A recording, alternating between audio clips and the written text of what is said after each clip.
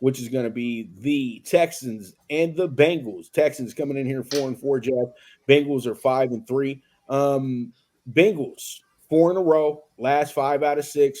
Start the season 1-3. But Jeff, I know I be having my little words and all my stuff, but I wasn't dogging the Bengals that much this year. I did tell you, slow cookers, slow start. I knew it was coming because Burrow was hurt during preseason. They couldn't get anything together, so scratch out September. They weren't a play in September. Better, sorry. I know everybody had their mouth were mouthing off about Burrow being sorry and blah blah blah blah blah. But the thing was, they weren't a play in September. They even pretty much told you they weren't a play in September. Most of their key players were hurt, and they were trying to be carried by their defense while Joe was recovering, but they couldn't get into that situation because Joe Mixon couldn't get off. So here we are now. They get into October, they get a bye, they get fresh, and then they get good. And then they play against the San Francisco 49ers in a measure game. That's what we call those. Let's measure where your talent's at right now. And they blew the doors off of the San Francisco 49ers, proving to everybody that they're playing in the toughest division in football, that's in the toughest conference in football. And that's why they were able to win that game the way that they won that game. Now they come back the next week in a game where it's a do or die situation. This is a playoff like eliminator in a sense with them and the Bills, because they could be putting themselves in or out of the playoffs with a game like this, because I'm talking tiebreakers. And pretty much the Bengals went ahead and delivered again. They were able to hold off the Bills, but you knew they were going to win the game. They played that well. They took care of their business. And Joe Burrow, Jamar Chase, T. Higgins, and Boyd are always going to get all the credit. Joe Mixon. But at the end of the day, this defense is really the star of the show, in my opinion. Hubbard, Hendrickson, Pratt, these guys can play. They're really, really good. And they really do step to the plate every single week, week in and week out. They probably are the most underrated defense in the most defensive division of them all.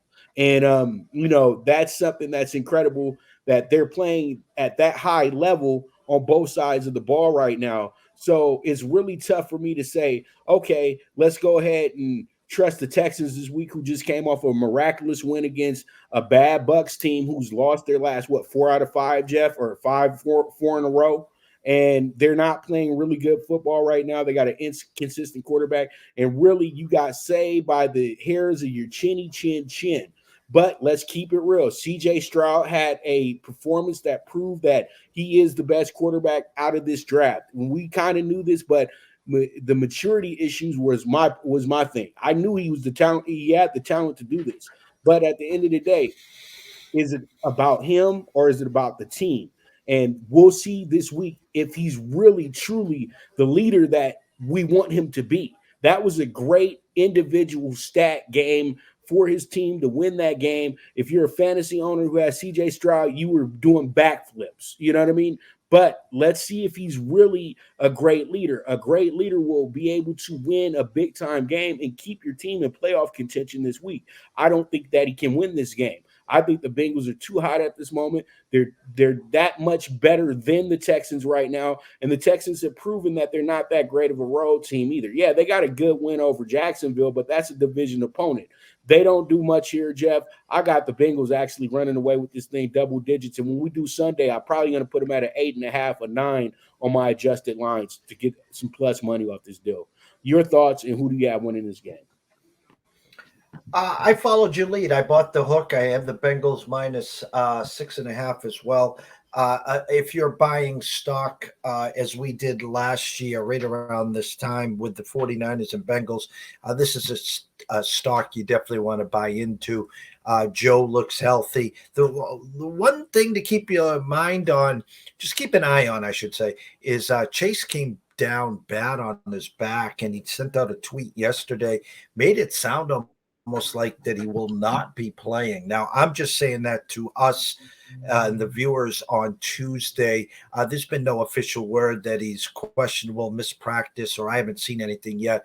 But, I'm just looking at the advanced schedule, and they play next Thursday at Baltimore. So they could actually come into this game and say, hey, Jamar, do us a favor. Let's get that back healthy because we got a quick turnaround and try to muscle it through with T. Higgins, Tyler Boyd, and Irv Smith. The difference between the Bengals and the Bills is Joe Mixon and the running game. Cincinnati knows how to run the ball. When they need to run the ball, they can move the chains. Buffalo has James Cook. They don't know how to use him. They got Latavius Murray. They don't know how to use him. And we've been talking for years until the Bills figure out how to move the chains correctly. Josh Allen can't throw the ball 45 times and expect to win. 3rd and 1s, 3rd and 2s. Now they're trying the tush push, and it's a team going and spiraling in the wrong direction. So I like the Bengals here. I think it'll be a close first half. I don't want to say the Bengals will get caught peeking ahead, as we've seen what Stroud can do. I'll be interested to see how he does with the Cincinnati Bengals front seven. But I got the Bengals minus 6.5 pops. All right, all right, all right, all right, all right. But we'll talk about the Bills when is I'll get more into the Bills when we get into their portion